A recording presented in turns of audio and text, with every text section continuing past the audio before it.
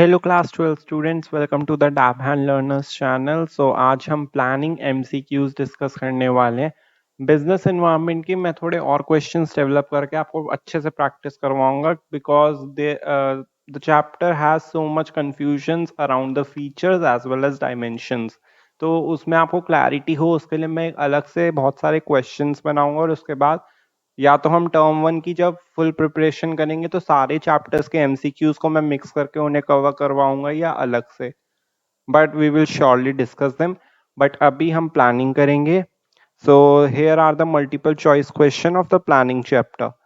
First question is name the function of management which involves setting objectives and developing appropriate courses of action to achieve this objective। तो ऐसा function बताओ management का जिसमें सबसे पहले आप ऑब्जेक्टिव सेट करते हो, कौन कौन से कोर्सेज ऑफ एक्शन जिन एक्शन को हम फॉलो कर सकते हैं, जिन आइडियाज को हम फॉलो कर सकते हैं अपनी ऑर्गेनाइजेशन में ऑब्जेक्टिव्स को अचीव करने के लिए, तो उस फंक्शन का नाम बताओ। ऑब्वियसली बात है चैप्टर हम पढ़ रहे हैं प्लानिंग, लेकिन उसका आंसर प्लानिंग ही होगा। But there is a problem, exam में पता नहीं चलेगा कि कौन सा चैप्टर है। So we will have to analyse. तो अभी हमने प्लानिंग की डेफिनेशन में यही पढ़ी थी कि setting objective, developing different courses of action to achieve those objectives. तो दैट्स व्हाई इसका आंसर होगा planning, C option. Second question में मूव ऑन करते हैं।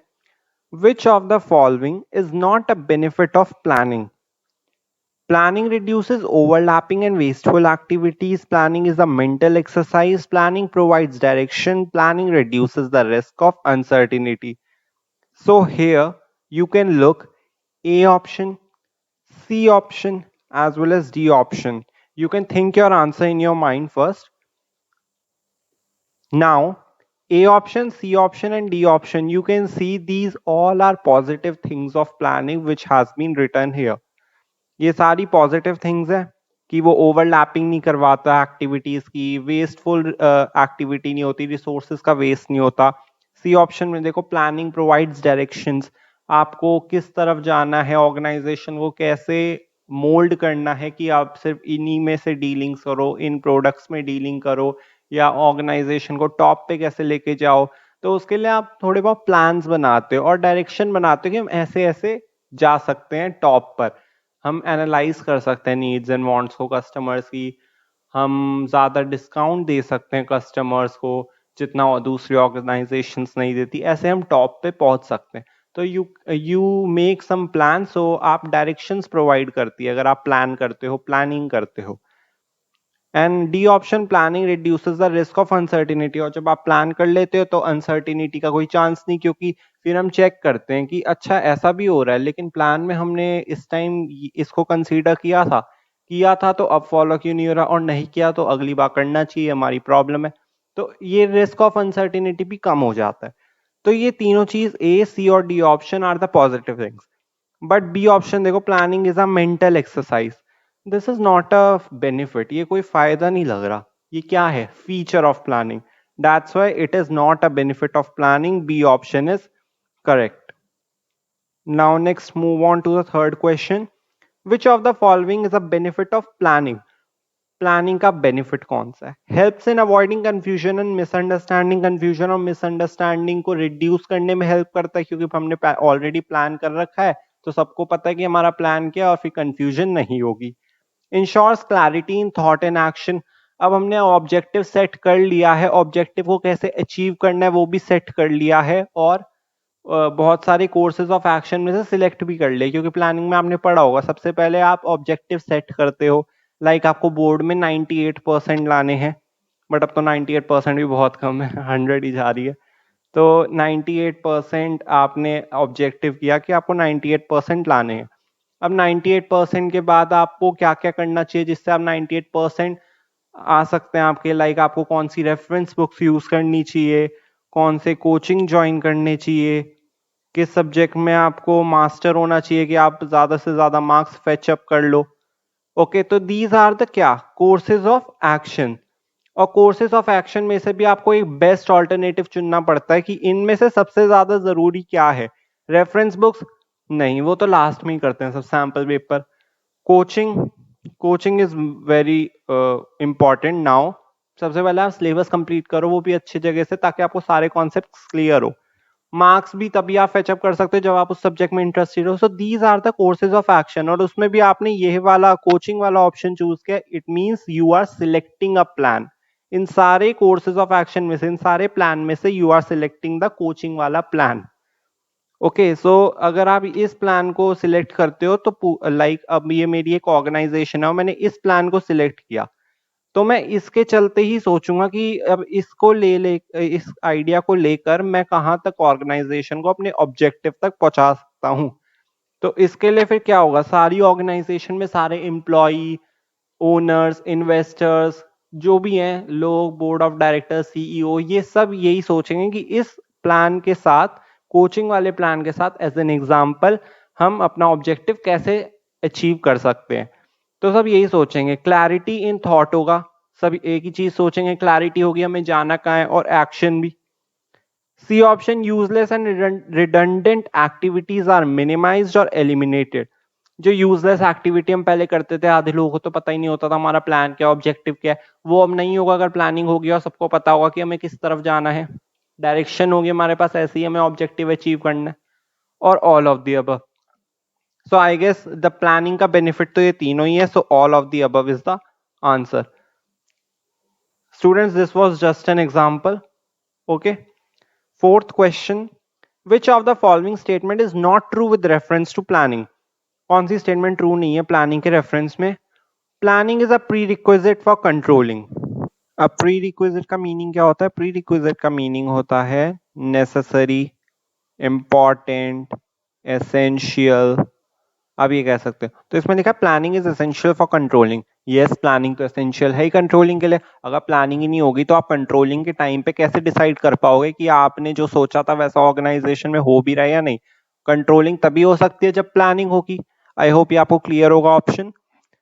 और आपने में भी अभी टर्म वन है तो आपने कंट्रोलिंग नहीं पढ़ा होगा। तो कंट्रोलिंग में हम ये देखते हैं कि क्या हमने प्लान किया था और ऑर्गेनाइजेशन में क्या चल रहा है, उसके बीच कुछ चेंजेस हैं, या ऑर्गेनाइजेशन में वैसा ही काम हो रहा है जैसा हमने सोचा था। और अगर चेंजेस हो भी रहे हैं तो हम ऐसा क्या करें कि हम उन चेंजेस को रिमूव कर सके और अपने प्लान के अकॉर्डिंग ही पूरा कंप्लीटली चल सके। B option, planning does not lead to rigidity. इसका मतलब है प्लानिंग रिजिड नहीं है और हम उसे बार बार चेंज कर सकते हैं। C option, planning enables a manager to look ahead and anticipate changes. Planning जो है मैनेजर को हेल्प करती है कि तुम आगे देखो कि हमारी क्या होने वाला है, ऑर्गेनाइजेशन में कौन कौन से चेंजेस आने वाले हैं, और उसके हिसाब से चेंजेस को एंटिसिपेट करो, मतलब चेंजेस का पता लगाओ कि आगे कोई नीड्स और वांट्स में कुछ है, या कोई नया फैशन डिजाइन आ रहा है, या कंज्यूमर के प्रेफरेंसेस में टेस्ट और प्रेफरेंसेस उसके चेंज हो रहे हैं या नहीं। उस चेंजेस को पता लगाओ, फॉरकास्ट करो, एक तरीके से आपने पढ़ा होगा डेवलपिंग प्रेमाइसेस में। ओके, और फिर उन्हें उसके लिए उस चेंजेस को हम कैसे रिमूव कर सकते हैं, उसके लिए बहुत सारे कोर्सेज ऑफ एक्शन, आइडियाज और प्लान्स लाओ, और उन प्लान में से फिर सिलेक्ट करो। D option, planning facilitates coordination among departments and individuals in the organisation. Planning क्या करते हैं? कोऑर्डिनेशन लाता है between the department and individuals, क्योंकि अगर सारे डिपार्टमेंट्स को पता है कि हमारी ऑर्गेनाइजेशन को हमें कहाँ लेके जाना है, तो सारे डिपार्टमेंट, इंडिविजुअल फिर उसी काम को करने में हेल्प करेंगे, क्योंकि सबको इंसेंटिव चाहिए होता है। अगर अच्छे से काम करोगे तो इंसेंटिव भी डेफिनेटली मिलेगा। ओके, तो एक कोऑर्डिनेशन बन जाता है, लड़ाइयाँ फिर कम होती है अगर सबको पता है प्लान क्या है, आगे क्या करना है, प्रोसीजर क्या है, नॉल। ओके, सो इसमें से अब क्या ट्रू नहीं है? प्लानिंग नेसेसरी एसेंशियल कंट्रोलिंग की ये बात भी सही है। प्लानिंग जो है मैनेजर को हेल्प करती है कि चेंजेस को फॉरकास्ट करो, फिर एंटिसिपेट करो, सिलेक्ट करो प्लान्स को। और डी ऑप्शन है, प्लानिंग फैसिलिटेट्स कोऑर्डिनेशन, ये वाली बात भी बिल्कुल सही है, क्योंकि कोऑर्डिनेशन होगा फिर डिस्प्यूट्स कम होंगे अमंग द डिपार्टमेंट्स। तो क्या बात सही नहीं है? B option, planning does not lead to rigidity. क्यों planning does not lead to rigidity, क्यों ये गलत है? इसका मतलब planning leads to rigidity. Planning rigidity है, मतलब प्लानिंग फिक्स्ड होती है, हम उसे चेंज नहीं कर सकते। क्यों चेंज नहीं कर सकते? अब इसका मैं आपको एक एग्जांपल देता हूँ। लाइक इस बार मेरा बहुत खर्चा हो गया, this year, this accounting year या फाइनेंशियल ईयर जो भी आप कहते हो, इस बार मेरा बहुत खर्चा हो गया। और आई थिंक कि अगले साल नेक्स्ट अकाउंटिंग ईयर में मेरे को अपनी कॉस्ट कटिंग करनी है, मतलब जितना एक्सपेंडिचर बच सकता है मैं उतना बचाऊंगा। तो मैंने रॉ मटेरियल भी थोड़े लो क्वालिटी वाले कर दिए कि इस बार चलो लो क्वालिटी वाले रॉ मटेरियल कर देते हैं, रॉ मटेरियल पे वही क्वालिटी वाले but at a discount price पे मैं ले आऊंगा ताकि मेरी थोड़ी सी कॉस्ट कट हो जाए। लेकिन ये मैंने प्लान किया था, लेकिन अब क्या हुआ, इस अकाउंटिंग ईयर में आ गया इन्फ्लेशन। अब इन्फ्लेशन आ गया तो प्राइस बढ़ गए। अब प्राइस बढ़ गए तो मेरी कॉस्ट क्या कट होगी और बढ़ जाएगी। तो फिर क्या होएगा, जब मैनेजर ने ये सोचा था कि मैं कॉस्ट कटिंग करूंगा लेकिन उस टाइम ही इन्फ्लेशन आ गया, तो उस टाइम फिर मेरा जो प्लानिंग है मेरे को चेंज करनी पड़ेगी। और I am not in a position कि अब मैं पूरी प्लानिंग चेंज करूं, क्योंकि अगर प्लानिंग मैंने चेंज करी तो आगे के सारे स्टेप्स भी मेरे को चेंज करने पड़ेंगे कि जैसा मैंने सोचा था, क्योंकि अब वैसा नहीं हो रहा है। I have to change. और मैनेजर इतनी पोजीशन में होता भी नहीं कि अब वो प्लानिंग को दोबारा चेंज कर सके, क्योंकि तब तक तो मेरे ख्याल से ऑर्गेनाइजिंग भी शुरू हो जाता है, डायरेक्टिंग प्रोसेस भी शुरू हो जाता है। डायरेक्टिंग मतलब कि आप काम करने लग जाते हो और एम्प्लॉयज को डायरेक्ट करने लग जाते हो, ऐसा नहीं ऐसे करो। प्लानिंग तो बहुत पहले हो जाती है, पर अब चेंजेस हो गए हैं तो मैनेजर अब इस सिचुएशन में नहीं रहता कि वापस पूरी ऑर्गेनाइजेशन के लिए प्लानिंग करे। तो प्लानिंग लीड्स टू रिजिडिटी, हम चेंज नहीं कर पाते। That's why the B option is correct. Fifth question, what is known as the primary function of management?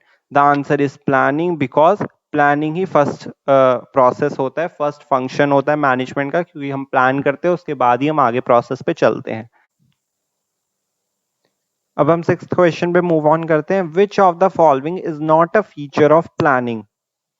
Planning का कौन सा फीचर नहीं है? Planning is futuristic, we know. हम प्लान किस लिए करते हैं? फ्यूचर के लिए। तो planning is futuristic is all right. Planning is pervasive, planning सारी ऑर्गेनाइजेशंस पे एप्लीकेबल होती है, हमें ही पता है, चाहे स्मॉल हो या बिग हो या प्रॉफिटेबल हो या नॉन प्रॉफिटेबल हो, हमें प्लान तो करना ही पड़ता है। तो ये भी ऑप्शन ठीक है। Planning establishes standards for controlling, planning is a basic और एसेंशियल इंपॉर्टेंट फॉर कंट्रोलिंग, ये बात तो हमें पता है, तो ये बात भी वैसे सही है। Planning focuses on achieving objective, planning objectives achieve करने के लिए होती है, ये भी बिल्कुल सही है। तो ऑप्शन गलत कौन सा है? देखो चारों ऑप्शन ट्रू तो है, लेकिन फीचर है या नहीं है हमें देखना है। तो प्लानिंग इज फ्यूचरिस्टिक, ये फीचर है। प्लानिंग इज परवेसिव, ये भी ठीक है। Planning focuses on achieving objective, ये भी फीचर परफेक्ट है। But planning establishes standards for controlling, this is not a feature, this is a point of importance. So that's why C option is correct, कि ये feature नहीं है, ये importance का part है कि हमें प्लानिंग की जरूरत क्यों है। प्लानिंग की जरूरत इसलिए क्योंकि कंट्रोलिंग के लिए भी हमें प्लानिंग की जरूरत है, इसलिए। Seventh question, all other managerial functions are performed within the framework of the plans drawn. Identify the related feature of planning. वो कह रहा है कि जितने भी other managerial function है ना, functions of management दूसरे वाले, जैसे organizing, staffing, directing, controlling, ये जितने भी managerial functions है, they are performed within the framework of plans drawn. वो उसी के बेसिस पे काम करते हैं जो अदर फंक्शंस है, ऑर्गेनाइजिंग, स्टाफिंग, डायरेक्टिंग, कंट्रोलिंग, ये इसी बेसिस पे काम करते हैं जिस हिसाब से प्लान बनता है। लाइक अगर प्लान बोलता है मेरे को अपनी ऑर्गेनाइजेशन में 60 इंप्लॉयज की जरूरत है, तो मैं क्या 70 इंप्लॉयज लाऊंगा? Obviously not. ओके, तो सारी ऑर्गेनाइजेशन जो प्लान करती है उसके बेसिस पर ही जो दूसरे मैनेजरियल फंक्शंस है वो परफॉर्म होते हैं। सो identify the related feature of planning. Planning focuses on achieving objective, planning is pervasive, planning is futuristic, planning is the primary function of management. So the answer is D option, planning is the primary function of the management. सबसे पहले क्योंकि यही achieve होता है, it is a primary function, उसके basis पर ही other functions perform होते हैं। Eighth question, planning requires logical and systematic thinking rather than guesswork or wishful thinking. Planning के लिए लॉजिकल और सिस्टमैटिक थिंकिंग चाहिए। ये नहीं कि आप थोड़ा सा गेस करो कि इस बार ये नहीं हुआ था, हमने पिछले साल ये गलती कर दी, चलो इस बार ट्राई कर लेते हैं। ऐसा नहीं होता, बहुत अच्छे सोच समझ के आपको पूरी ऑर्गेनाइजेशन के लिए डिसीजन लेने पड़ते हैं, प्लान बनाना पड़ता है। तो बताओ कौन सा फीचर है ये? Planning is futuristic, planning is a mental exercise, planning establishes standards for controlling, या planning focuses on achieving objectives.